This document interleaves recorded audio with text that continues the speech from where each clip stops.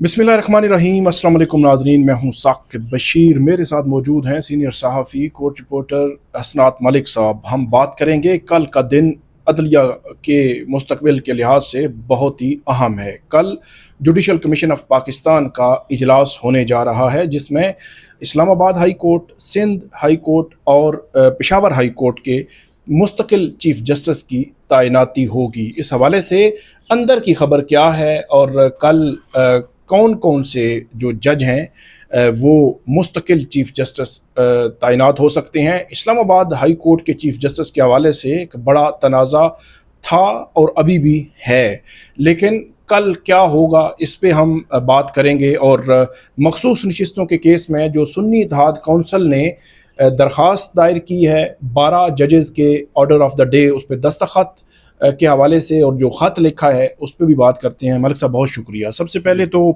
जो ट्रांसफ़र जजेस का एक तनाज़ा सुप्रीम कोर्ट आया, फिर सदर ने कल जो है वो जस्टिस सरफराज डोगर को सीनियर 3 जज डिक्लेयर कर दिया।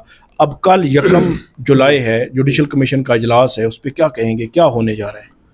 जी बहुत शुक्रिया साकिब। देखें, कल के इजलास में सिर्फ इस्लामाबाद हाई कोर्ट नहीं, Sindh high court, Peshawar high court और बलूचिस्तान हाई कोर्ट में मुस्तकिल चीफ जस्टिस की तकर्री पे गौर होगा। जैसा कि आपको पता है कि जो हर हाई कोर्ट में जो कंपोजिशन है जुडिशल कमीशन की वो डिफरेंट होती है। टोटल मेंबरान 17 होते हैं। बाई मेजॉरिटी जो फैसला होता है 9 जिसको मिल जाए वोट, क्योंकि इस वक्त सारी गेम ही वोटों की होती है, कोई मतलब कि वोट कितने तो काबिलियत नहीं, वो रूल्स काबिलियत। देखें, जो 9 वोट जुडिशल कमीशन में ले लेगा वो उसका यानी वो चीफ जस्टिस बन जाएगा। काबिलियत है या नहीं है? तीन नाम हर हाई कोर्ट में जो सीनियर मोस्ट हैं वो कंसिडर होंगे। सबसे पहले आते हैं इस्लामाबाद हाई कोर्ट, जो हार्ड इशू है।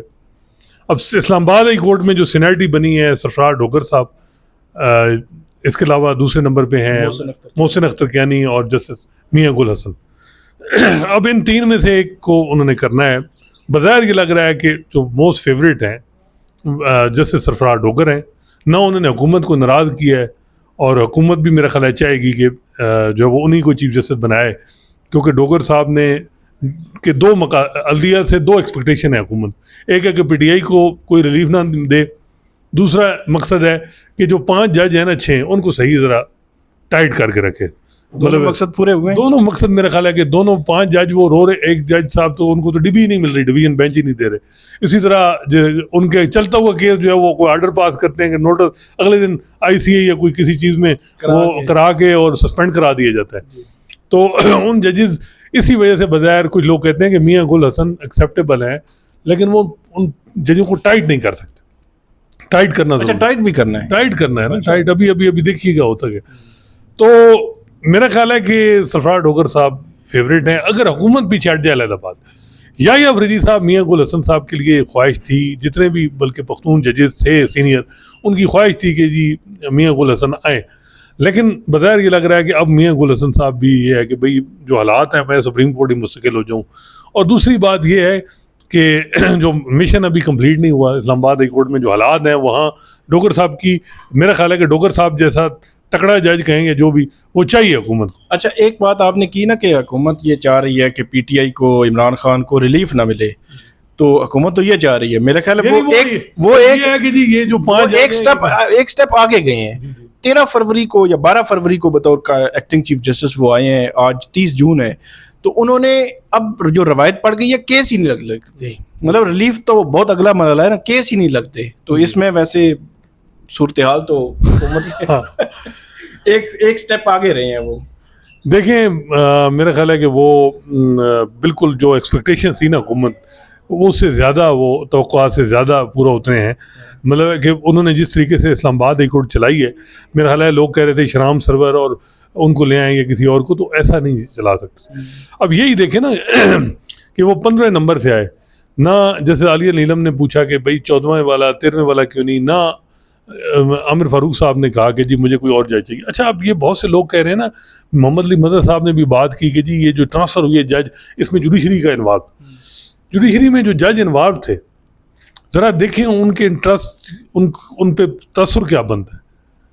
देखें, या अफरीदी अगर पुराना सिस्टम होता वो चीफ जस्टिस ऑफ पाकिस्तान ना बनते, 26वीं तरमीम के बाद हुकूमत के बेनिफिशियरी हैं, बाई मेजॉरिटी इन्होंने चीफ जस्टिस ऑफ पाकिस्तान बड़े बेनिफिशियरी हैं।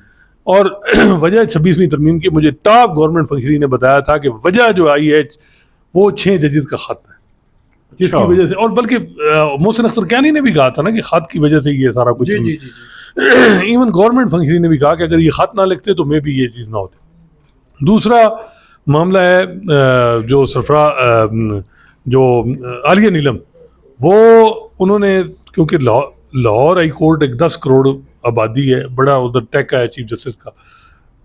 इवन मंसूर अली शाह साहब भी अपने दौर में नहीं चाहते थे कि मैं आऊँ, वो अलग बात है, वो कहते थे मैंने रिफॉर्म करनी है, ये वो टेका बड़ा है लाहौर हाई कोर्ट में, कोई भी नहीं, Lahore high court chief justice के लिए बड़ा मुश्किल है। मेरा ख्याल है कि शायद पूरे पाकिस्तान में शुरू में नासुल मुल्क ने उस वक्त शुरू बताया जाता है कि पेशावर में अटॉर्नी जनरल को के कहा गया था कि जी खुदा आप मुझे सुप्रीम कोर्ट ले जाएंगे, एडमिनिस्ट्रेशन मुझसे नहीं होती, ये जो, क्योंकि बड़ा काफ़ी काम होता। अब आलिया नीलम वहाँ है ना, उन्हें लाना उनको उनकी ख्वाहिश है ना हुकूमत की ख्वाहिश है। 2 दफ़ा जुडिशल कमीशन में हुकूमत ने उनको वोट ही नहीं दी। अगर वोट उनकी ख्वाहिश होती तो कोई रिएक्शन आता ना, उनकी कोई ख्वाहिश नहीं।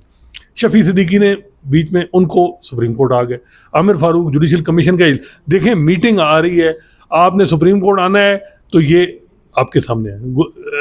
आशम काकड़ वो तो खैर उम्रे पे थे, उन्होंने भी बाकायदा कंसल्ट होकर, जो एक्टिंग चीफ जैसे रोज़ी खान जो अभी थे, उन्होंने उनको कर दिया, रोज़ी नहीं, वो दूसरे सवाती साहब थे, तो उसके बाद वो बलूचिस्तान से आसिफ साहब आ गए।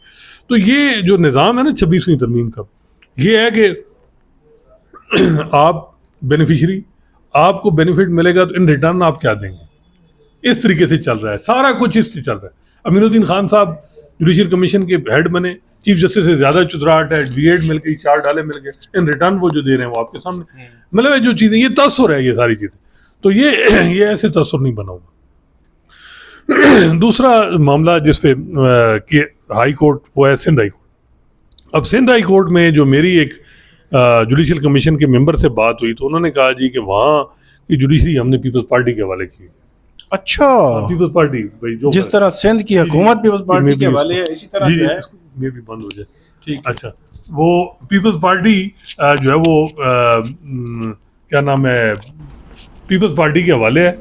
पीपल्स पार्टी जिसको चाहेगी वो चीफ जस्टिस होगी। अब बताया जा रहा है कि वो नंबर 3 पे कह रहे हैं कि वो हों, वो अंदरून सिंध के हैं, मे बी जो नंबर 1 है उन रिटायर होना है। Ultimate chief Sindh high court में है कि जी के आगा साहब नहीं बेंच के भी हेड हों और चीफ जस्टिस बने। तो सिंध हाई कोर्ट की जो जितने फैसले हैं वो हुकूमत ने, या जो जुडिशल कमीशन में, वो पीपल्स पार्टी जो फैसला करेगी वो होने। अच्छा, जो भी जज लगना है, आईनी बेंच में भी चुन चुन के पीपल्स पार्टी ने कहा जी मुझे ये चाहिए, ये चाहिए, ये फलां फलां फलां। नहीं, अब वो मातहत कोई महकमे बनाए जा रहे हैं, ये तो इसी तरह लग रहा है जिस तरह हुकूमत के मातहत महकमा होगा। देखिए, ये एक गैर तहरीरी जिसे कहते हैं ना, बगैर रिटर्न एक मुआहदा है। अच्छा, अब जिस तरह खैबर पख्तूनख्वा में एक आध ANP को भी दे दे, वहाँ मिक्सचर है काम, वहाँ बार को भी हिस्सा मिल जाता है, ये वो। अब खैबर पख्तूनख्वा में अतीक शाह साहब हैं, वो ये जो इंडिपेंडेंट ग्रुप के सरकर्दा मेंबर थे जब ये पाकिस्तान बार काउंसिल के वो मेंबर थे, मुझे याद है, और एडिशनल अटॉर्नी जनरल थे नून लीग के दौर में। तो ये मिलिट्री कोर्ट के केसेस में वो असिस्ट करते थे। ये जो मिलिट्री कोर्ट का केस फैसला आया था ना जी, वो 21वीं तरमीम और उसके बाद जो इम्प्लीमेंटेशन पे, तो अब अतीक शाह साहब गो के नंबर 2 पे हैं, तो वो आएंगे। नंबर 1 को ना बताया जा रहा है कि हुकूमत एग्जेक्टिव पसंद करती है, ना मुक़्तदर हल्के पसंद करते हैं, क्योंकि वो यही अफरीदी साहब कहते हैं मैं लाना चाहता था, काश अगर मुनीब अख्तर और मंसूर अली शाह वो उस मीटिंग में होते तो मैं बना, लेकिन हम बेबस थे, हम मिनार्टी में। मुझे खुद मैंने सवाल किया था ना क्या, तो कहते हैं वो बड़े अच्छे जज हैं लेकिन हम नहीं ला सके, हुकूमत नहीं मान रही। तो वो वहाँ अतीक शाह साहब की चांस है। बाकी 3 ये हो गया। बलूचिस्तान हाई कोर्ट में भी बड़ा मसला है, वहाँ है कामरान मुल्ला खेल, वो ज़रा थोड़े से हैं। वो बलूचिस्तान की जो जुडिशरी है, एक तसर ये है कि जो सुप्रीम कोर्ट के सीनियर जज जो जिनका तलक बलूचिस्तान से है, उनका बड़ा सरसूख, उनका राज़ी होना हर मामले में बड़ा ज़रूरी है। बलूचिस्तान के मामले में सारा कुछ उनके हाथ में।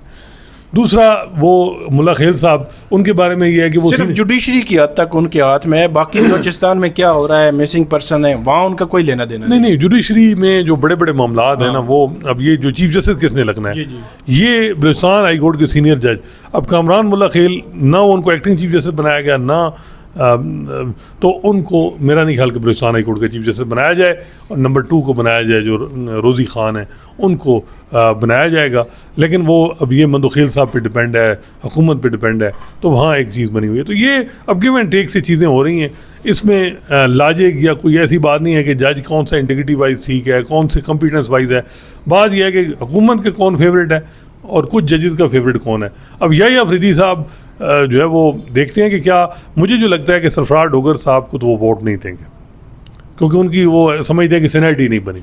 अभी मामला सब जुडिस है। हाँ, ये अब कल वो सवाल अगर उठाया जाए, क्योंकि मेरी इत्तला है कि जमाल मंदोखेल और जो हैं यही अफरीदी, उनका यही है कि भाई ये मामला भी चल रहा है, इसको चल, अगर ये वोट 2 नहीं देते तो मंसूर अली शाह और मुनीब अख्तर हो जाएंगे, 2 वोट PTI के हो गए। जो चीफ जज याह्या अफरीदी हैं, जमाल खान मंदोखेल हैं, मंसूर मुनीब 4 ये वोट हो गए, 2 PTI के 6 वोट। हाँ, तो अमीनुद्दीन खान साहब ने तो किसी मामले में नहीं, अमीनुद्दीन खान साहब गवर्नमेंट के खिलाफ जा ही नहीं सकते। मतलब जाएँ तो मेरे लिए एक बहुत बड़ा ये खबर होगी। नहीं, बिल्कुल नहीं जा, खबर होगी, ब्रेकिंग होगी। अब वैसे चले भी जाए ना, आपस की बात है, चले भी जाए, हुकूमत के ऑलरेडी 9 वोट पूरे हैं। शौकत सिद्दीकी साहब आ गए हैं, आपको नहीं, शौकत सिद्दीकी साहब वोट किसको देंगे, ये बहुत बड़ा अहम मामला है। 2018 में हमने देखा उन्होंने एक स्पीच की, 4-5 साल उनको भुगतना पड़ा, ये फैक्ट है। उनको बड़ी मुश्किल हालात में उनको रहना पड़ा ना। जिस शख्स ने उनके पीछे था, वो बंदा तो पाबंद सलासिल है, उसको तो सजा मिल रही, ठीक है, वो उस वक्त की एस्टैब्लिशमेंट से उनका मसला था, ठीक है। तो अब देखते हैं, शौकत सिद्दीकी साहब के लिए भी टेस्ट है। लेकिन मेरा ख्याल है कि शौकत सिद्दीकी साहब को मौजूदा निज़ाम ने अच्छी खासी मतलब चीज़ों में अकोमोडेट किया है। उनकी जो केस था उसमें हुकूमत ने साथ दिया है उनको। वो इस हुकूमत ने साथ देना ही था ना, इस्लामाबाद हुकूमत ने साथ देनी थी। ये देखिए, एक माइंड बेनिफिशियरी भी तो, देखिए 2 माइंड सेट के जजेस है ना। एक वो है माइंड सेट के जजेस जो पुरानी एस्टैब्लिशमेंट के खिलाफ थे, मौजूदा निज़ाम के वो एज सच नहीं है, ठीक है। वो आप देखें, तो अब मैं ज़्यादा उसमें आप मुझे से एलिब्रेट ना करें। ठीक है, तो जैसे शौकत सिद्दीकी साहब का वोट किस तरफ जाएगा? देखिए, अब हामिद खान साहब से उनका बड़ा तलक है, हामिद खान साहब ग्रुप से उनका तलक है, लेकिन मुझे लग रहा है कि हुकूमत ने उन्हें बनाया है। फिर मेरा ख्याल है कि हुकूमत की तरफ अब्सटेन भी कर जाएँ तो बड़ा फिर इंटरेस्टिंग होगा। अब्सटेन कर जाए तो बाहर। अच्छा, वैसे बात है, मोहसिन अख्तर कियानी साहब के लिए लम्हे फिक्री है कि उनके दोस्त उनको छोड़ गए। इस्लामाबाद बार कौंसिल ये वो हैं जो हमेशा खड़े थे। अब ये कल सरफराज डोगर साहब को 1 फरवरी को भी खड़े थे, वैसे 2 फरवरी को भी खड़े थे, 24 फरवरी को भी खड़े थे। क्या हुआ है, ये तो वैसे जो इस्लामाबाद बार तो रेत की दीवार साबित हुई, वैसे हैरानगी की बात है। वैसे इस्लामाबाद बार बस रेत की दीवार ही साबित होती है। आपको इस्लामाबाद के वकील जो है वो आपको सूरत हाल तो आपको पता ही है कि किस तरफ जाती है। आगे बढ़ते हैं। ये तो मामला हो गया यहाँ का, मतलब जो जजेस की तैनाती होनी है, कल का दिन बड़ा अहम है। मखसूस नशिस्तों के केस में जो PTI की जानिब से एक दरख्वास्त भी दी गई है, लेटर भी लिखा गया है, वो क्या है लेटर? उसका इम्पैक्ट भी कुछ हो सकता है कि 10-12 जजेस का दस्तखत वाला मामला। एक चीज़ तो है ना कि ये सरफराज डोगर साहब को अगर कुछ अल्दिया में तबका समझता है कि जी नहीं, हम उनको ना बनाएं ये चीफ जस्टिस, क्योंकि एक तबका उनके खिलाफ है, उनको भी पता होगा, वो तबका कर क्या सकता है। IC intra court appeal pending है, वो लगेगी। वो इस वक्त का आज मैंने रोस्टर देखा है ना, जमाल मंदोखेल साहब वो भी छुट्टी पे हैं, अमीनुद्दीन खान साहब लाहौर में बैठे हैं, वो भी 11:30 बजे तक काम करेंगे। फिर उसके बाद वो और उनके काम है, उन्होंने बड़े फैसले लिखने। फिर अमीन साहब भी फैसले लिखते हैं। जी, वो अब लिखना ही है ना, सारी बात है। नहीं, उन्होंने आज तक कोई फैसला लिखा है? आईनी बेंच के सरबराह हैं। 2 पेजेस का एक आया फैसला उनका, रिपोर्टेड जजमेंट, वो जो जिसमें वो मंसूर अली शाह साहब ने नहीं वो कहा था कि क्वेश्चन रेज किया था, जो रोकने के लिए यकदम आईनी बेंच ऐसे जैसे कोई तार अर्थ होती है ना, तो यकदम शोर मच गया कि जी पता नहीं क्या। मतलब 8 माह में उन्होंने बतौर आईनी बेंच के सरबराह के 2 सफ़े का एक बड़ा लैंडमार्क किस्म का, मतलब फौजी अदालतों में सिविलियन ट्रायल अलाउ हुई हैं, उसका शार्ट आर्डर 3 सफ़े का, उसमें भी 2.5 सफ़े अटॉर्नी जनरल की आर्गूमेंट है और आधा सफ़ा वो है। देखिए, ये बात मैटर मैं आपको बताऊं, कानून की, आइन की इंटरप्रिटेशन नहीं। यहाँ कहते हैं जी इनसे पूछा वोट पूरे हैं, जुडिशल कमीशन में भी यही हो रहा है और यहाँ भी ये हो रहा है। ये अदलिया का, मैं अब ये नहीं कहूँगा कि क्या हालात हैं, लेकिन दूसरी तरफ जो हुकूमत लोग हैं वो कहते हैं जी दुनिया में कहाँ लिखा है, कहाँ कहा गया है कि जज रेवोल्यूशन लाएंगे। जज इसी तरह पूरी दुनिया में वर्क करते हैं। और अमीनुद्दीन खान साहब टैक्स को देखते हैं, टैक्स जो चीज़ है वो टैक्स को, तो मैंने कहा जी जो शौकत मज़ाहिर नकवी को फारिग करना था तो 209 में लिखा हुआ था कि जज रिटायर हो जाए तो फिर उसके बाद कार्रवाई नहीं हो सकती। उस वक्त आपने और जमाल मंदोखेल साहब ने कहा कि जी जज अगर रिटायर हो जाए और उसको नोटिस चला गया फिर भी कार्रवाई हो सकती। ये नोटिस हो के कार्रवाई वाला कहाँ लिखा हुआ है? टैक्स में तो ऐसी चीज़ नहीं थी। तो हिसाब जहाँ बराबर करना हो तो इतने भी मतलब है नहीं है, टैक्स आगे पीछे भी हो सकता है। तो खैर मसला ये है कि इस वक्त देखें जो जिस किस्म का निज़ाम है वो बड़ा कंट्रोल है हुकूमत का, पूरी डोमिनेंसी। जिस जज ने भी जज बनना एलिवेट होना है सुप्रीम कोर्ट में, जिसने भी चीफ जस्टिस बनना है, किस वकील ने जज बनना है, किसी एडिशनल जज ने कन्फर्म होना है, हुकूमत की मर्ज़ी के बगैर कुछ भी नहीं हो सकता। क्योंकि जुडिशल कमीशन की सिचुएशन आपके सामने है, 26वीं तरमीम को एग्जामिन ही नहीं किया गया और वजह यह है कि 27वीं तरमीम के लिए वेट किया जा रहा है। लेकिन इसमें एक मलिक साहब एक और बात भी है ना, हम सारा जो बर्डन है वो हुकूमत या उस पर नहीं, हुकूमत पे तो नहीं है, सारे क्रिटिसाइज करते हैं। मैं वही कह रहा हूँ, जब जस्टिस अमीनुद्दीन खान हर मामले में हुकूमत के साथ जाएंगे तो सिर्फ हुकूमत की जरूरत नहीं, फिर अदलिया में से भी उसको वोट मिल रहा है। बिल्कुल बिल्कुल यही बात है। मेरा ख्याल है कि यही होगा और इसी की तरफ मुझे जो लगता है कि जुडिशरी अगर जज इकट्ठे होते काश तो ये चीज़ें ना होती, लेकिन मेरा ख्याल है कि जज इकट्ठे नहीं हैं और कुछ जज जो हैं वो उनकी जो लाइन और लेंथ हुकूमत के साथ है और फिर वो उसी तरह ही चलते हैं। और उसी तरह अगर तो अब मुझे बताएं, जज ट्रांसफ़र मिलिट्री कोर्ट में जो भी मामला है, सिविलियन ट्रायल अलाउ होना या जो रिज़र्व सीटों का मामला या सारे जज आईनी बेंच कैसे होते, अगर ये सारे जज इकट्ठे होते तो कैसे? सिंध हाई कोर्ट में 8वें नंबर के जज को उन्होंने आईनी बेंच का सरबराह, पीपल्स पार्टी चाहती थी तो आईनी बेंच के जजेस ने भी सपोर्ट कर दिया इधर जुडिशल कमीशन में। तो ये सारी चीज़ें गिव एंड टेक हो रहा है, अफसोसनाक है जुडिशरी में गिव एंड टेक हो रहा है। रिजर्व सीट्स के हवाले से हम अगली वीडियो में बात करेंगे, आप हमें फीडबैक दीजिएगा। अल्लाह हाफिज़।